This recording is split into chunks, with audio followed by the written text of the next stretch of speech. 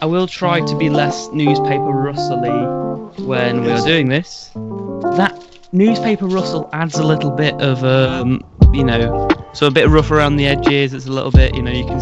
We're actually reading the news right in front of us rather than just, I don't know. I think I quite like it, but we have to keep it. I quite like it. You're editor, so you've got to see how it sounds in this. I'm ready to go. Let's hit this. Let's Boom.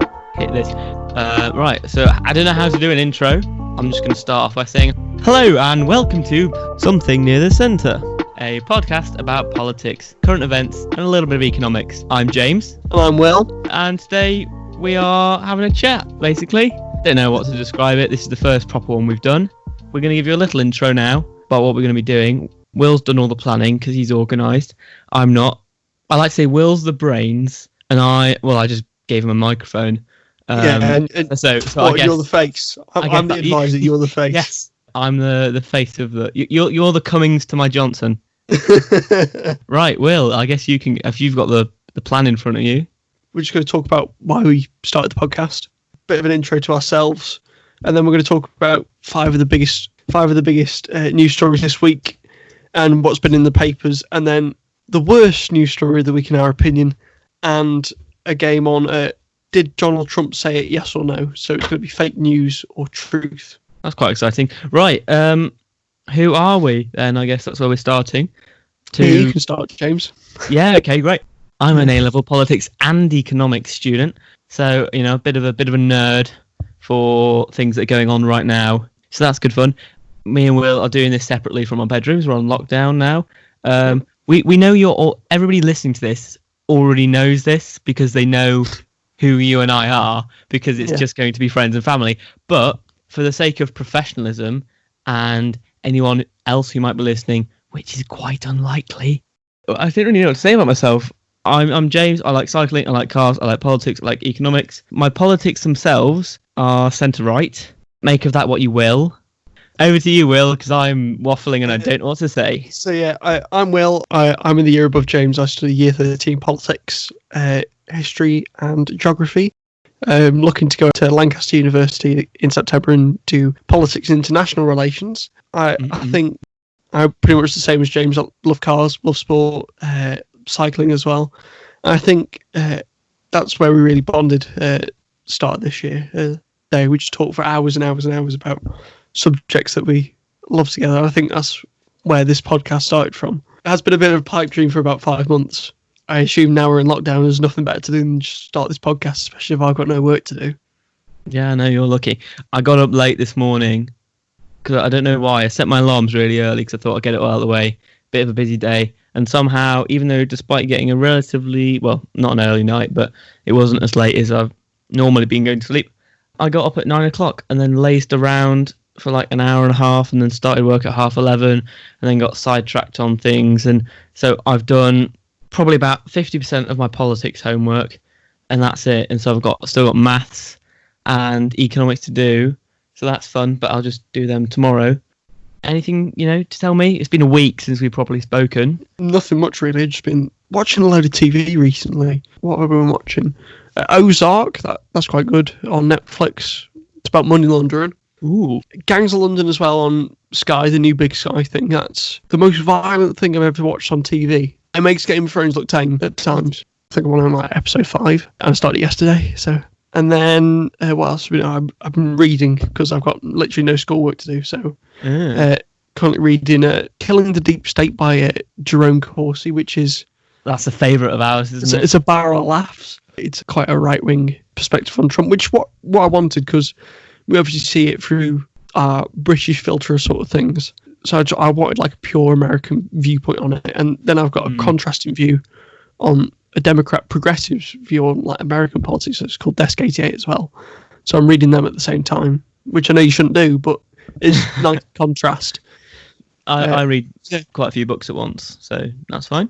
What's interesting about Trump is that we definitely have a right-wing media bias in the UK, but it's nice to know that we have a sensible right-wing bias rather than a Trumpy right-wing bias. Like, It's definitely opened my eyes. He was talking about, the Charlottesville protest with the Unite the Right, and he was talking about Antifa, like anti-fascists. Yeah. The anti-fascist movement, and he was talking about how it was therefore it descended into full-blown carnage. And I was just going, oh, dear. Crazy.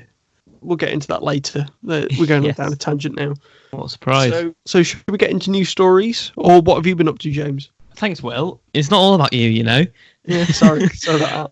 I have been doing I say lots of reading, more reading than I have been previously. So I've started this book called A Little Life by, I really can't pronounce the name of the author, but it's Hanya, which I can pronounce, and then Yan Nagihara. Totally not butchered that. I know, I'm really good, aren't I? And basically, it's really incredibly reviewed. It's all about the lives of 4 friends who are sort of like growing up together. I'm 100 pages in, which in a normal book would be about a third, but in this book, it's about a seventh. So it's quite chunky. It's a big book, and the font is small, so I've definitely got lots to go at. But it's such a good book. I am happy it's really long, because it goes into depth and detail, and it's brilliant. So I've read that. I started an audiobook by Niall Ferguson, which some of you might know. None of you will, because you're not as obsessed with the news as me and Will. Is a columnist for the Sunday Times. He is. And it's called Empire. Now, is this your belief on Empire? No. The thing with me and the Empire is kind of like a wistful... You know how sort of everybody thinks that back in the olden days, it was just little Morris miners pootling about and everybody sort of doffed their caps. It was never actually like that. But my thing with the Empire is like, oh, it's perfect. But I know it wasn't, so I probably, I don't really morally agree with it. But I love the idea of Britain being the most powerful thing in the world. A quarter of all land service is under our jurisdiction. That's a nice thought. But when you actually go into more depth, you think, oh, that's not perfect. But this book, it's more about the legacy of it and how it kind of created globalization and world trade. And so it's not like an assessment of was the empire good or bad. It's kind of like, regardless of what you think, this is what it did. Like, here are the facts, here's its legacy, etc., etc. So that's really interesting. And I've been listening to lots of podcasts and lots of radio. I've got a nice little radio schedule. You've even been on radio. I've been on the radio! Yeah, I called up James O'Brien on LBC. He was talking about the impact of the school closures on parents of children or students. And so rather than just the schools are closed so adults can't go to work, it was more the schools are closed, so how does it affect the people who work in schools and the education? So I came on, I basically said, I can't motivate myself, I'm not working as well as I would at school, and I'm less certain about going straight into the world of work after my A-levels because it's all a little bit sensitive, and so I'd rather have a degree under my belt which shows not only my capability, but it gives 3 more years for the world to recover. Now, at this point in the podcast, Will and I had a little chat about the name, and we're going to tell the listeners why we were called Bridging the Gap. So we're going to bridge the gap between all the divisions in politics and just have a sensible debate that wasn't tribal or vitriolic, etc., etc. Now, what we hadn't realised was there's so many other podcasts called Bridging the Gap. Come to think of it, it's probably something we should have checked before we decided on the name. However, neither of us are that forward-thinking, so we changed the name to something I think I prefer, called Something Near the Centre. It's quite self-explanatory. The podcast is, politically, Something Near the Centre. Will and I have different politics, but at the end of the day, we're both centre-left or centre-right. I'm sure you can work out who's who by listening to more of these, or if you know us personally. But yeah, that's what we are. We are Something Near the Centre. Hope you enjoy. Should we get on to news stories? Yes, news. You can lead this because, I've not done great in-depth research because I have schoolwork to do, unlike you, Mr. Lazy. Ooh, I'm year 13, so I get my A-levels cancelled. Yeah, right. that was... it's really stressful stressful. It's the most stressful point of my life at the moment. Yeah, I can imagine. So this is like our main body of work. What we wanted to do, we're going to look over big news stories that we've seen in the paper or we've just seen on BBC News from all around the world, really, but all involving politics, I think we should say. Today we're going to talk about coronavirus, obviously, UK economy. I'll give that a go. Kim Jong-un and Donald Trump are all on the agenda today. So there's going to be 4 news stories, and then we're going to have a worst news story that we've seen this week. So one that it's not like one that's like worst written or anything. It's just going to be one that we just didn't find was worthy. I'll try and find the worst news story in the week whilst we're recording. I'll try not to be distracted, but I've got a pretty good idea of where I might find one. You'll get that hint, Will, but I'm sure that the listeners will be quite amused by it, hopefully, when I come up with my article. So, right, yes, first news story. Now, so the first news story came from the Daily Telegraph on Saturday. It was the headline story about in the supposed plans that are now going to be released on Sunday, aren't they? Quite a shrewd move by the government because it's bank holiday weekend this weekend. It could look like they haven't got the plan fully sorted yet, but I could also see how they're delaying it till after bank holiday, so no one goes out and has any big party. So he talks about how the 2-metre rule could be relaxed. And I also heard that you could have like 10 friends and family you can be allowed to go see. And the thought is around May 26th could be the date where lockdown could be relaxed in a sort of way, but we're going to have to wait till Boris Johnson's announcement on now Sunday for that, so that'll be definitely interesting to see. A lot of questions I've seen being battered around for when lockdown will properly end. I think it has to be when a vaccine only becomes widely available. So people have got to realise that it's not going to be 6 months before this is all over. We can all go back to our normal lives. It will be there one day. We will get there someday to our normal lives again. Let's hope to God. It'll have to be a while. I think we need to get that into our mindsets that it will be a while before we're allowed to go out again. Yeah, I think obviously the plans indicate it's going to be, I guess, like a traffic light system. So we're currently in red. We'll go through various shades of amber before finally... It's like green. Oh, my God. Can you imagine when we have green?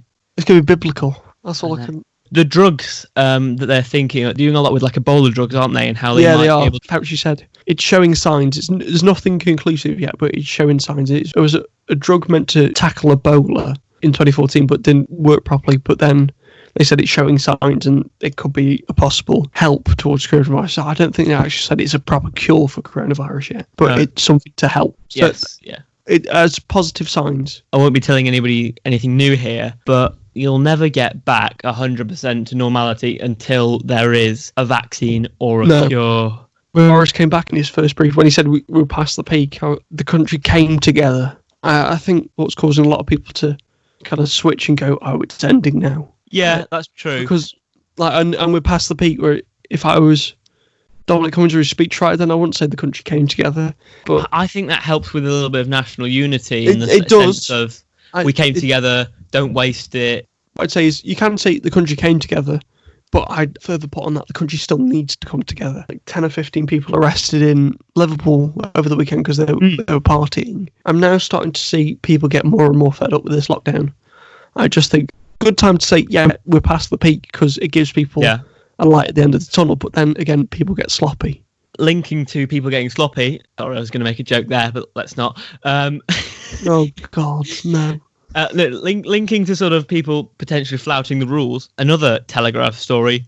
I promise this won't all be Telegraph related, but Sunday Telegraph, fines could nearly double for rule breakers. Penalty for first offence may rise to £100 and serial offenders pay £6,300 for flouting lockdown, which I think is a good idea because you can tell people, look, there's hope and we've got it in the future, but then also turn up the dial on the consequences to say, you've done so much so far. We're used to lockdown now. We all know the rules. You've got no excuse because we've been doing it for so long. And so by turning up the consequences, you end up showing people how serious it still is. But you can also give them hope. I think that's a good way of doing it. I'm a bit more authoritarian, so I don't mind sort of charging people $6,000 if they leave their house. Such a strange time as this. There should be more stringent rules. But however, have you seen this in South Korea, the trace and tag, that's worked really well. I think emulate something like that because it's been such a good and effective tool in South Korea. You look at however they're so close to China, further close than us, and they've had 0 locally transmitted cases now. It's now 0. And they, from an early point, did the test, track and trace where it's been. And that's been really effective and meant the death toll's gone down, the infection rate's gone down as well. And it's been really successful. I think we should try and pursue a policy of that, like especially on testing. Like, we've been so slow to test. It's just now we're past 100,000 tests. A lot of the last 20,000 were home tests. We don't know if they've properly been used yet. We need to do a lot more testing in the future. I was just about to say the 100,000 tests a day is one day late. I think that's probably acceptable. I was listening to LBC.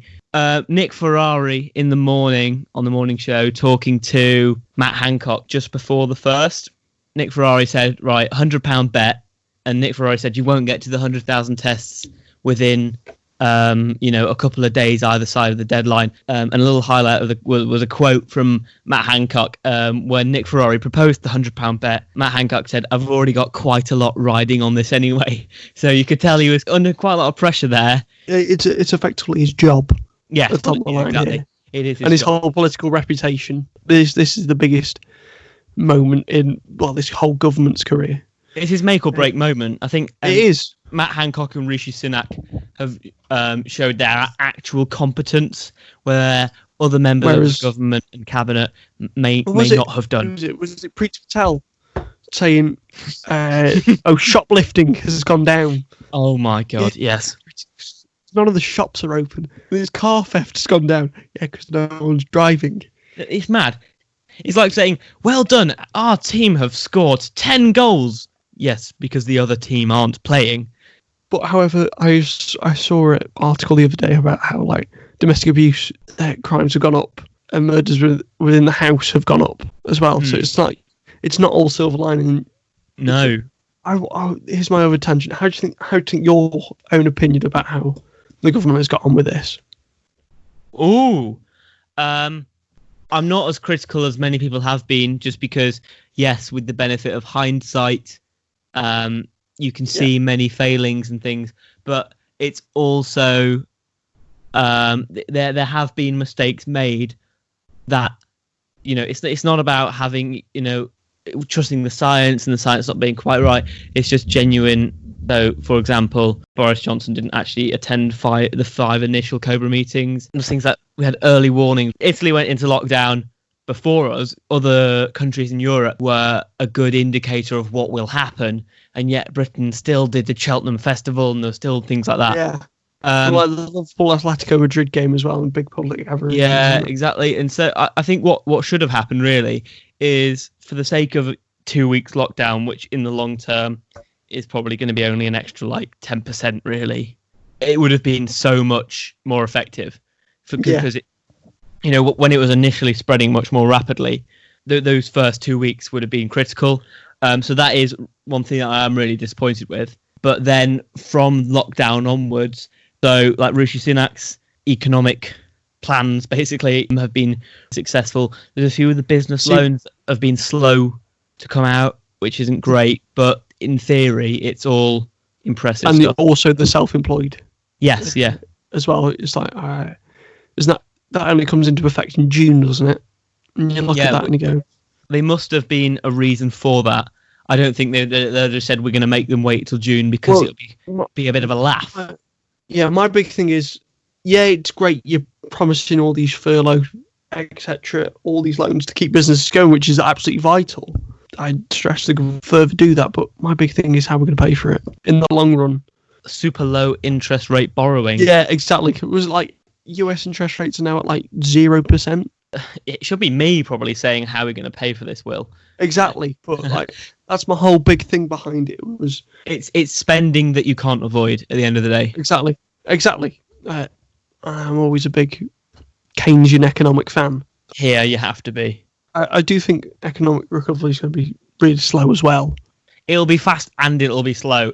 with 2008, the main issue was people started to lose trust in the banks. So people also started taking money out of the banks. People didn't want to take out loans or mortgages or whatever it might be, credit cards and things. And so when the government nationalised the banks, so for example, like RBS is still like 62% owned by the public. So by nationalising the banks, it was huge amounts of public debt because you have to buy a bank and all its debt and everything like that.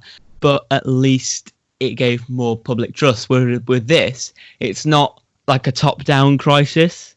The banks are fine. They're not struggling for money. And so once people who haven't lost their jobs or who have been furloughed and who are sort of financially stable, once they're let out of lockdown and they can go and buy things from garden centres, or they could go clothes shopping or get a new car or whatever it might be, that will be a big uptick. But then the people who have lost their jobs and the unemployment and the businesses have gone bust, that'll be then a much slower growth as new people enter the market and people set up new businesses to replace the old ones. The people who had the old businesses are going to have to clear their debts. And so you'll have a fast and a slow growth at the same time, if that makes sense. I'm going to take your word for it because you're the economics expert on this. Whereas I see like things like when the World Trade Organization say the hope of recession is the best case scenario. Okay. Yes. Well, a recession, in if you want to get sort of the definition of it, is just a declining growth over 2 quarters. So in half of the year, if your economy isn't growing, that's a recession. Well, it's like just by the technical definition in a dictionary. So even if an economic drop of 0.1% over half a year would be a recession. So the best case scenario, makes sense if it's just that. Yeah. Whereas isn't predictions for this quarter to reduce by 30% or something like that? Potentially. Yeah. Madly huge. The world economy shrunk in 2008 by 0.3%. Now it's, I don't know what it is, but it's 3-4%. But this provides a great segue into another article that I've brought up in the Sunday Times. UK hopes for 15 billion boost to the economy with start of US trade talks. Now, yes, thank you. Well done, Will. People can guess why I'm clapping. It's definitely not because we had to do 5 takes of you reading the headline or anything. Yeah. So I just want your opinion on US trade talks. And I have my opinion on it, and in some ways segues into Brexit. And even in these most uncertain times, we can still talk about Brexit. Yes! Yay! Remember when those times were simpler? I know. The issue that I have is that coronavirus has come a little bit early in the sense of it would be nice to do trade talks with Joe Biden when he gets elected, which he won't. Trade deals. Yeah, exactly. So my point is, if Trump loses power is it October, November? When's the election? It'll be November, very early November, but he won't relinquish power until January the 20th. Oh, bloody hell, that's ages. Yeah, because that's Inauguration Day in America. But he's essentially then, if he loses Trump, he's essentially a lame duck president. Yeah. So he has no real power to do anything and just sits there and acts as the head of state, whereas the president-elect will get all the advice, etc. When the financial crash of 2008, Bush literally had nothing to do with the rest of the plans. Everything went through Obama. Well, with that, my point is, Trump is a very protectionist president. So it's what I don't get about when people say, "Oh, it was fine. We'll do a trade deal with the US." What does it say on the hat? Mm-hmm. Make America great again. Doesn't say Britain. Doesn't say we're going to work with Britain, does it? It says make America great again. That is the priority for him. Yeah. I do like the fact that Boris seems to be Trump's best mate, even if Trump isn't Boris's best mate, if that makes sense. Trump really likes Boris, but I don't know how much Boris really likes Trump, if that makes sense. Which is quite good, just in the fact that we might get slightly favourable terms if the two leaders are, happy to spend time with each other, etc., etc., etc. But Trump is quite protectionist, so you've seen with the Chinese trade war, he doesn't mind charging higher for. The issue with protectionism is it limits the competition between firms because you're artificially raising the prices of foreign goods, which means that people will be like, well, I'll buy the American thing because it's cheaper, even if it isn't as good, and the Chinese stuff would have been cheaper if you hadn't put tariffs on them. So the US trade talks could be really beneficial because it leaves it on good terms, but also Trump won't mind just saying, no, I'm not going to do that because I want my American stuff cheaper. You can't trust what Trump is going to say.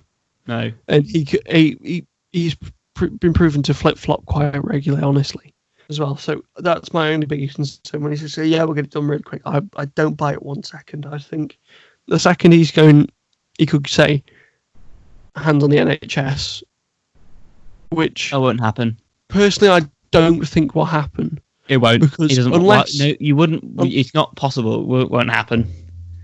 Unless Boris wants to sign political suicide.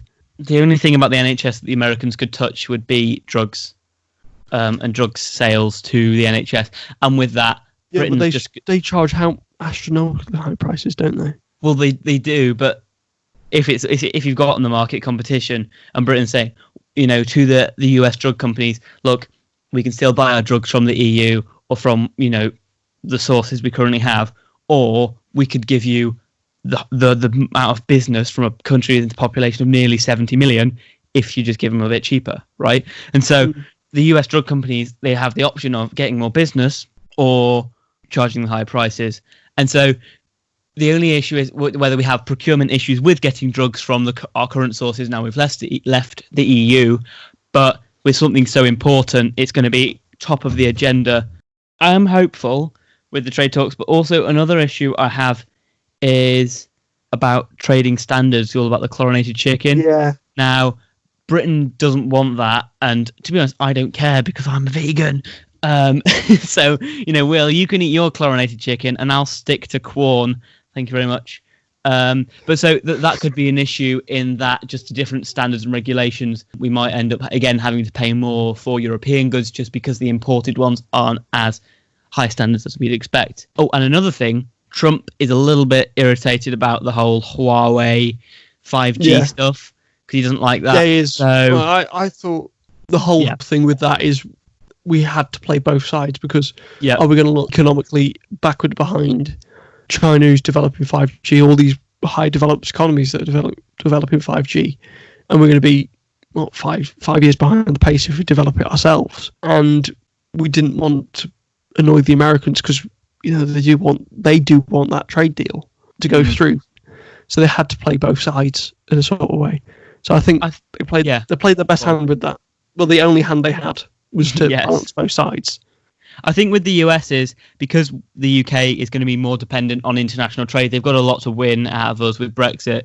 Trump was an initial supporter of the UK leaving the EU because it would mean we'd be more dependent on the wider trade with the global economy. And so because we will, just for the fact we're not in the single market anymore, because we'll be buying we'll be buying less from the EU. If we turn to the US and they don't give us a favourable trade deal, they are kind of shooting both us and themselves in the foot, right? Yeah. See, the thing that annoys me most about this, though, is we still haven't sorted out what's going to happen with the EU. Like, have we had discussions yet with the EU on trade agreements, or is that... Because I haven't heard anything I've researched it all this morning. I haven't heard anything David for a Frost, while. And his gang are still hoping to go ahead with the negotiations, but obviously you couldn't have done any official trade talks until we'd left the EU, and then once we left the EU it wasn't like initially starting. We were just meant to sort of have the talks throughout the year until the end, but because this has now come in, it's sort of put everything on the back step. So there's obviously then the talks of, do we have an extension or not to the we've had an extension on Article 50, and then we have an extension on the transition period. It's like, are we ever going to leave the EU? But then you can also bring the argument of this is unprecedented times. We've never had anything like this. Yes, of course. And we haven't been able to get anything done. But I heard reports in the Sunday Times, it was editorial from, I think it was 2 weeks ago, of they're still not, even now they've not got any negotiations, still not going to negotiate with the EU, and 31st of December 2020, that's going to be it. I heard a great comment where it said, this government will always be the prioritise Brexit over anything government if that happens. Yeah, that's what I think. There's I think they need to extend it because especially how fragile businesses are at the moment. They need that still status quo with the EU for now to get them back on their feet. I think the thing is with this is it's probably politically better for them to say we're going to go ahead with it and then sort of a later date as possible say, well, maybe because of the coronavirus we should probably stop the Brexit now and we'll later, push to a later date. And so we still continue to sort of believe that we're going through it. The people who will have voted for them, it's not like they're backtracking at the instant hint of a little bit of trouble, because then that would make it look like Brexit was a bad idea. But then if you push it on and on and on until we kind of have to say no, we're going to have to slow this down again because we've not had enough time to get the right trade deals. We've now got coronavirus to blame, and so leaving it to a later date makes sense. Coming across. It is kind of a double-edged sword for the Conservatives at the moment. So if they do, see, I'm no good on economics. I'm only good on the political impact of this. So I understand it a bit, just not a lot. So my political filter would say, if they extend it, it'll be good for business to get back on their feet. However, politically, for those Nigel Farages, for the people who voted for the Conservatives on that promise that Brexit will be done, we'll be out by, well, technically we are out, as they say, but for it all to be done, and I think there's a lot of us all want it to be done, we'd just be like, it's going on again. Or do you take what some would perceive as the more sensible view in trying to keep businesses alive before, because when that negotiation period with the EU is over and we've got no trade agreement, and we've got no trade agreement with the US yet, because we don't know what's happening with that, where do businesses go from then? And that could, again, cause a bit of a shrinking, more people unemployed. They get really annoyed with the Conservatives. They lose that image of being good with the economy again.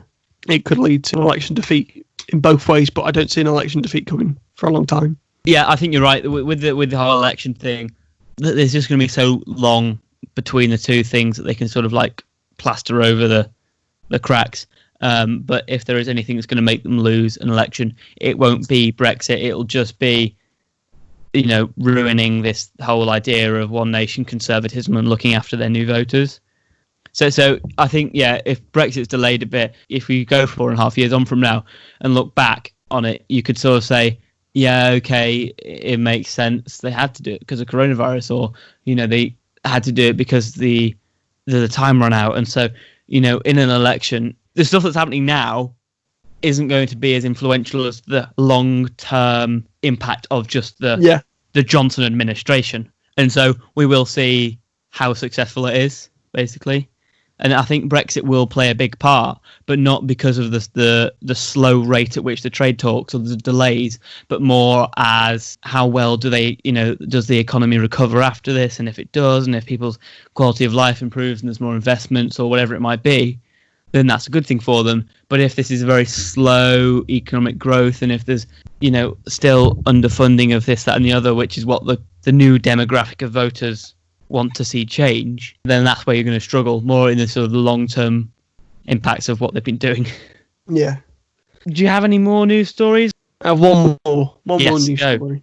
Trump over the week has been cancelling press conferences after his comments on what he said was sarcastic on injecting disinfectant into you and getting UV light into your body can somehow cure coronavirus, which caused a load of outrage. So he's been cancelling them, and the New York Times reported that it was because they saw his poll numbers since then, and they diagnosed as one of the main problems was these press conferences.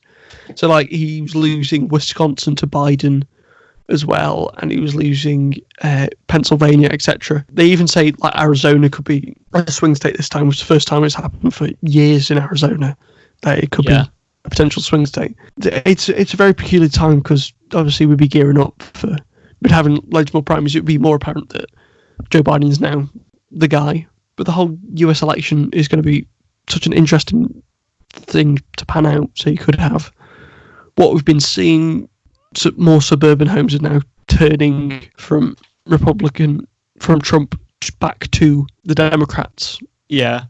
as well. Or could we see a whole big swing to Trump as well for his handling of it, which some say he's done a good job, others would say Awful. He's done a horrific job. Completely. I mean, look, they have, was it over 1 million cases now and approaching, or is it over 70,000 deaths? And you listen to the way he talks about it, he goes, if it's under 100,000, it's going to be good. That's a lot of people. 100,000 people. At no point from Britain can we say that we've done amazingly well, but at least we're not sort of giving out arbitrary figures and saying, if we did this, then it'd be fine. You know, Yeah. it's almost like setting a target that you don't want to reach. He's an avid watcher of three things: the poll numbers, the stock market, and the news. Yes. One thing the about fake news media. Yeah, the one thing he's loving about the news at the moment is it's all on him at the moment. All eyes are on him. That's what he wants, is for people to see him. The stock market is... How is the stock market doing recently? I've seen it's been going up, but... Yeah, but I mean, it's not... The actual economy and economy though is like... Was it like 30 million unemployed or something like that? It's probably something hugely horrendous. But oil, the shale oil... what's been happening with oil? Well... Is that bounced up again? No, not really. Basically what's happening is lots and lots of oil is coming out of the ground and you can't just turn it off. You can't, because they had that whole disagreement with OPEC about, was it now 2 months ago? Yeah. It was about, do we lower production? Yes, exactly. A little summary for people who don't really follow oil prices, which, you know, oh, what a boring life you must have. Thrilling subject. Basically, OPEC, a group of countries that rely highly on the production of oil to sustain their economies. And so you've got Russia, Saudi Arabia. Yeah. Like, is Brazil one? I don't know. So lots of oil producing countries all get together and sort of discuss how they can take action to sustain the prices of oil and the production of oil as a collective. Because what would happen if they're all independent, then they'd all be lowering the prices, because obviously I don't care whether my oil comes from Saudi Arabia or Russia or Brazil or Norway. I just want to fill up my car, right? So I'm going to go for the cheapest petrol. The Organisation of Petroleum Exporting Countries. There we are. So you got like Saudi Arabia, Iran, Venezuela, Nigeria. So these are all economies that are dependent on oil. If they all competed on price, the prices would keep getting lower and lower and lower. And so none of them would really be making as much profit as possible. Whereas if they all collectively come together and say, right, I want high prices, you want high prices. So if we produce X amount of oil, then prices will stay this high because there's not too much of it and there's not too little of it. What happened was there was a big disagreement. There was a disagreement between Russia and Saudi Arabia. Yes. Russia wanted to restrict. Quite a while ago. So yeah, I think Russia wanted to increase the prices, and Saudi Arabia wanted to flood the market. Yes, Saudi Arabia was kind of basically getting a bit irritated with the whole thing, and they just said, you know what, we're just going to turn the taps on full. And so obviously, when you've got too much supply, the prices are going to come down. And so this was pre-lockdown, but now what's happened is it doesn't help that a big problem now is Trump has now increased oil in America. Yeah. That's a real competitor against them. With the US shale industry, it's usually a more expensive way to produce oil, but it makes profit when oil prices are relatively high, so usually at above $80 a barrel. But since this, so the US shale industry was doing all right, and this is another thing that caused friction with OPEC, is that they wanted to bring the cost down so they could sell more, because a few of them were producing more than they'd expected to. But the US shale was being an issue, so they just brought it down, and then it's pissed off the US because now their oil, which is quite expensive to produce compared to other countries, now lower. There's now less profit in it. Anyway, so with all this, now nobody's driving anywhere. People are using less energy, around the houses and in factories and in offices and things. So there's much less oil consumption needed. There's a drop of about, I think it's like a 30% or 20% drop in demand, but because getting oil wells and oil sort of rigs to get going is so difficult, and to get them to stop is very difficult. You can't just put a cork in the top of the bottle and say, right, we'll come back to that later. Getting it started and stopping it again is such a pain in the backside that it's actually cheaper in the short term to keep it producing and then store it, which is why oil prices went negative, because they had to actually pay people to store the excess oil that wasn't getting used. And so for Trump, this is now a big issue, because the shale industry, which created lots of jobs as it was growing, is now it's just losing money by the second. And they're now paying people to store it. Right, exactly. And so that issue, that not only is that an unemployment issue, but Trump and his stock market obsession, that's even worse, because it brings and the US economy is going to suffer from that as well. So that's probably not the best summary I could have done. Sorry if we got it wrong. I do try to keep up on top of these things. I did read a lot about it at the time, but I can't remember the statistics and which way around things were. The general gist of it is oil prices were fine. Then there was a bit of beef, so they came down. And then there was coronavirus, and so there's too much oil because we're not using it. Trump bad thing because Trump likes stock market and oil helps stock market. There we are. Was that simple enough, Will? Yes. The initial confusion, though, the conflict between Saudi Arabia and Russia was because of coronavirus, and how it was at the same time that those American stocks were going down. Yes. So yeah. So shall we get on to worst news story? Yeah. Why not? Of the week. Can I just say I have absolutely loved this discussion today. Yeah, it's been good fun. You are the economics expert, we'll put it like that. And I am the say expert. I just say no. You know a hell of a lot more than me. Yes. And I'm your political expert. We're helping each other in both ways. So you help me on the economy, I help politics. Yeah, you scratch my back, I scratch yours, all of that sort of thing. So, yeah, anyway, worst news story of the week. You say yours, and then I've got a few things that I just want to, minor things I want to bring up. And a couple mine is, obviously, congratulations to Boris. I don't care how he's called this done well for a day. I think there's more important news stories at the time and now. But, obviously, congratulations to Johnson Households. And I can get why newspapers have published that as it's like it's a feel-good story, Boris had a baby, blah, blah, blah. That's my only defence of that. So one thing about the Boris baby that I quite enjoyed, he was born with hair and lots of it, right? So whilst it's not the most pressing news story of the week, and I would recommend that you Google this, he is born with his dad's hair already, straight out the womb, full head of hair. Honestly, it's messy and it's blonde, it's brilliant. And also, if we take a little flashback to December the 13th. Boris Johnson wins the election, and what does he promise? He promises one nation conservatism for the country. Now, who invented one nation conservatism? Benjamin Disraeli. Now, not only is Benjamin Johnson a really nice sounding name, but it would just show his commitment to one nation conservatism if he named a child after it. Don't you think? Or is it just further highlighting that he's a political chameleon that doesn't really hold beliefs as long as it gets him elected? A political chameleon. That's how I see him. I see him as a political chameleon. I don't see him as a one nation. I don't see him as a Thatcherite. I don't see him as willing to do anything to win. No, I think he's definitely one nation conservative. Like, seriously, I think he is.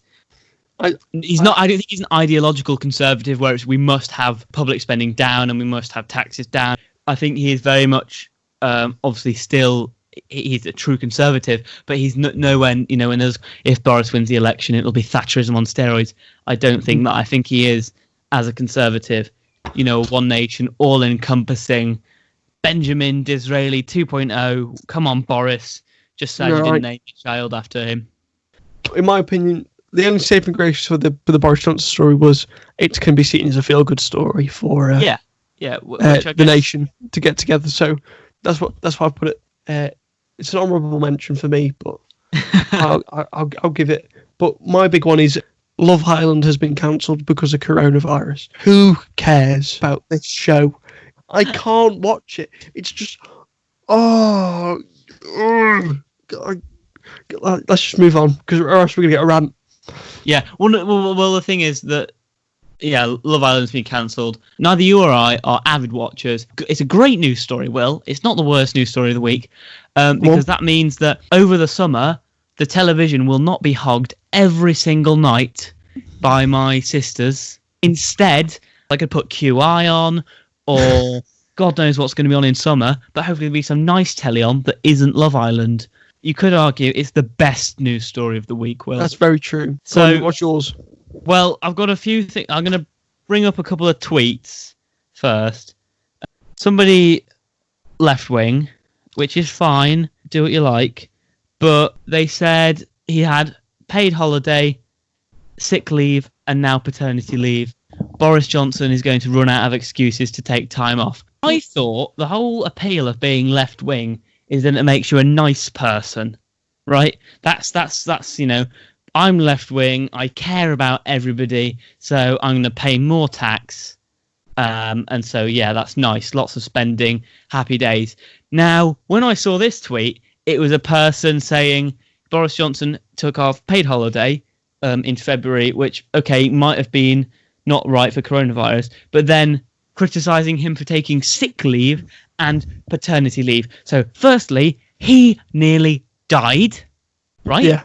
So, I'd probably, regardless of my political stance, forgive him there, a bit of time off, because he nearly died and was in hospital. A headline from a story in the Sunday Times: doctors had plans ready for my death. Yeah, I did see that. I did. From Boris Johnson there, doctors had plans ready for his death, right? The guy nearly died. It was horrific. I'll give it to that. I'm nowhere near a biggest fan of Boris Johnson at all, but I can understand why he was off. Then they said the paternity leave, which was literally a day, right? He had a day off because his partner had given birth to his son, which also prematurely given birth. Yeah, it was premature. Right? Which is another sort of slight risk factor there. And just also, this tweet really angered me. Just because it was, I get, okay, he had paid holiday, but then the two other excuses, and that's a quote, excuses. No, so that irritated me. On a lighter note, another tweet that I was going to bring up was Elon Musk. I don't know if you saw this. Tweeted, actually pops up on my Instagram feed. Elon Musk tweeted, the Tesla stock price is too high, in my opinion. Right? And then that single tweet, says a single tweet left so much market uncertainty that it wiped, I think it was £12 billion off dollars off the value of Tesla. Jesus. Just from one tweet, and he doesn't care, obviously, because he's just a nutter. He'd happily do that, and the price will grow and grow and grow again. But the point still stands, is that one tweet from Elon Musk can put so much market uncertainty. Because if you think about it, the CEO of the company is saying, like, you know, the price of my company is too much. And so there was a reply to the tweet, which was, mate, I just lost $10,000 because of this. Thanks very much. I mean, it wasn't the worst news story of the week in the sense of it was, you know, badly written, but in the sense of just something so insignificant causing so much trouble. Yeah. And in times of coronavirus, everything has got huge impacts, right? And everybody's thinking a little bit of certainty, and you'd think Tesla electric cars, that's growing. It's probably a safe bet for investments when British Airways isn't, right? Yeah. And then he goes and tweets that. I just thought, okay, mate, you really do not care, do you? No. So, but my worst.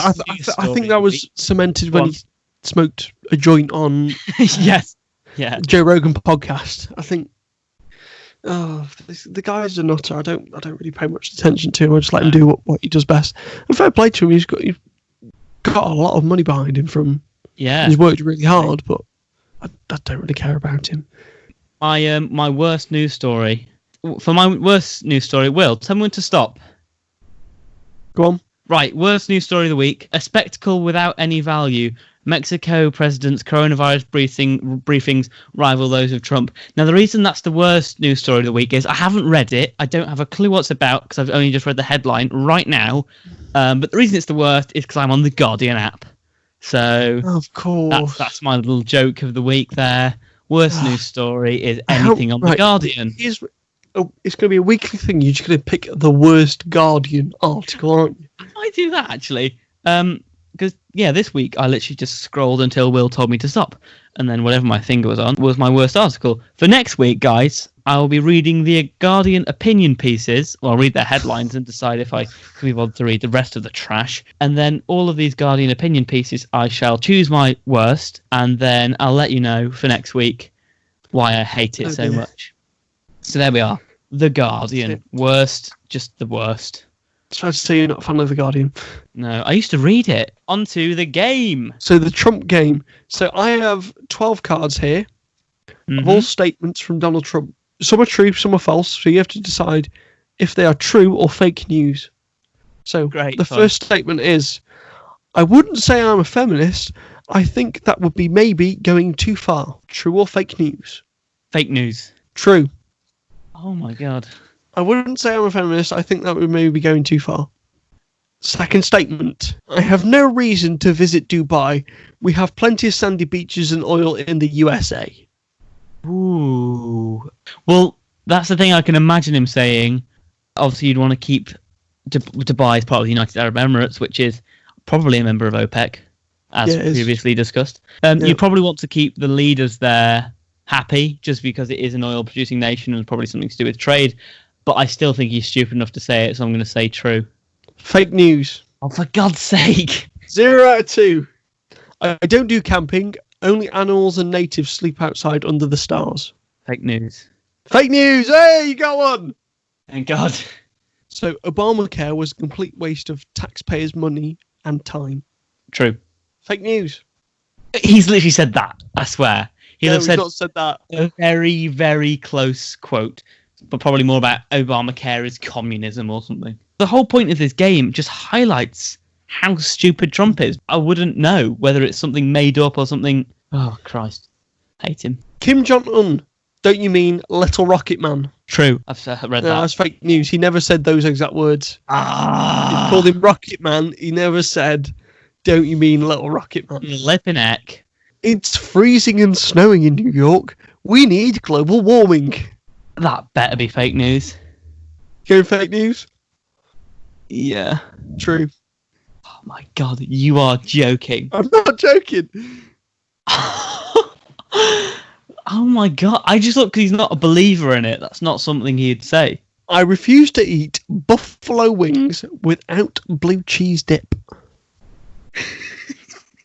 I'm just going to have to say that's true for the sheer hell of it. That's fake news. Show me someone with no ego and I'll show you a big loser. I can imagine myself saying that when I sort of just pretend to say controversial things for the sake of pissing people off. So I'd say true. It's true, yeah! Go on. I got 2 of them. How many quotes are there? There's 12. Right, number 7. One of the key problems today is that politics is such a disgrace. Good people don't go into government. Fake news. True. How did he say that? Because it's actually a fact. It's true.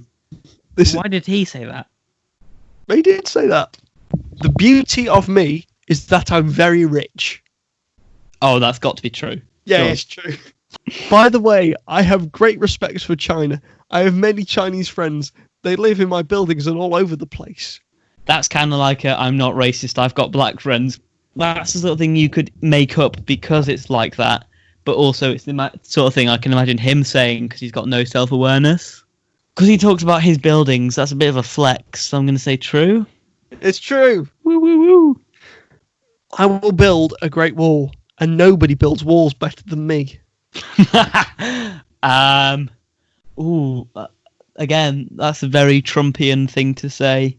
Mate, they're all Trumpian things to say. Well, yeah. I'm going to say fake news because it's too similar. It's true. Right, okay. Next so one. You've got 4. Here's the final question. Is this the final? Bloody hell. So I've only got a third of them right. You've got 4 right. This is for 5. North Korea's nuclear weapons are smaller than mine.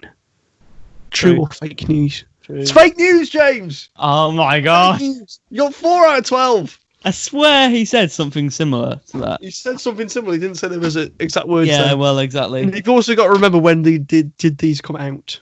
We should come up with another game for next time because I quite enjoyed that. And so next time we're going to have a new game. Could be a quotes game. Could be. I've got a big stack of them. So yeah, we'll try and come up with a game, and if we can't, then we'll go with the Trump game because the Trump game's good. Right. Questions. Yes, an Instagram page. So I'll be setting up an Instagram page for the podcast where you can send in your questions. There we are, for the podcast. Give us a DM or... We can put, either a DM or we can put one of those things on the story. Yeah, the questions on the story. What's the Instagram called? It's not been set up yet. Voice over what it's called. Hi, me again. I've just set up the Instagram. It's called Something Near the Centre. No capitals, no full stops, no underscores, nothing. Just Something Near the Centre. We haven't got a profile picture right now, but we should do by the time you're listening to this, because I'm going to design a logo right now. So yeah, Something Near the Centre. Give it a go. We've also got an email, which is somethingnearthecentre@gmail.com. And so if you want to send in questions that way, maybe something a bit longer, a suggestion of a game, just send that in. We'll probably get back to you. So yeah, Something Near the Centre on Instagram and somethingnearthecentre@gmail.com.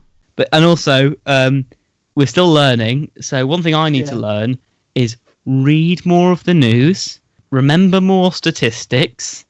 What we'll try to do for next time is take more notes whilst we're reading the news and maybe a broader sources, because at the moment we've just said the Times, the Telegraph and the Guardian, and the Guardian was only me mocking it. Now the reason to get people on the podcast. Yeah.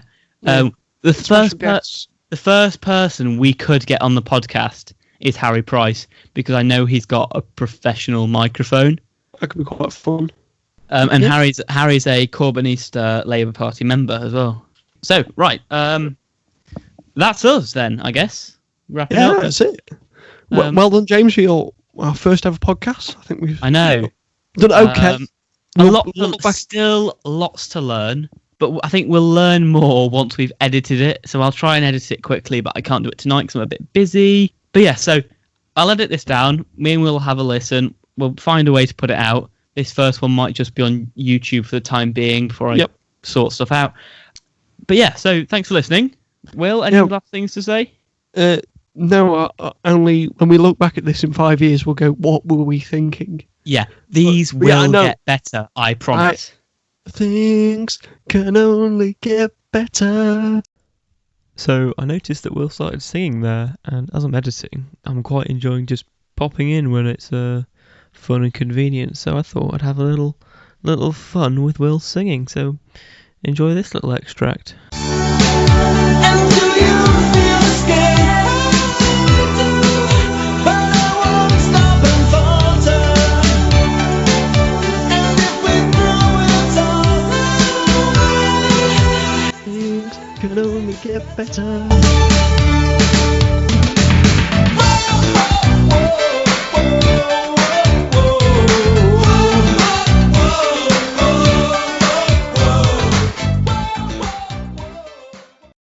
Hi, me again. Will, little note to you. One thing that needs to get better is your singing. So next time you're going to sing, Will, just bear it in mind that I might mess around. That is a little reference to 97 there. Yes, it is. Well, on that note, great book by John O'Farrell called Things Can Only Get Better, all about living under the Tory administration, being a Labour supporter in the 80s and 90s. So that's going to get cut out. It didn't, but if you can find the book anywhere, Will, I'd recommend it. Anyway, that's not a great deal to say, apart from the fact that these will get better. Thank you for persisting. Yeah, see you later. Thank you very much, guys. Bye. Oh my god, that's so strange. Like actually talking like people are. Something in the Centre was presented by James Baker and Will Turner, and edited by me, James Baker. Thank you for listening. See you again soon.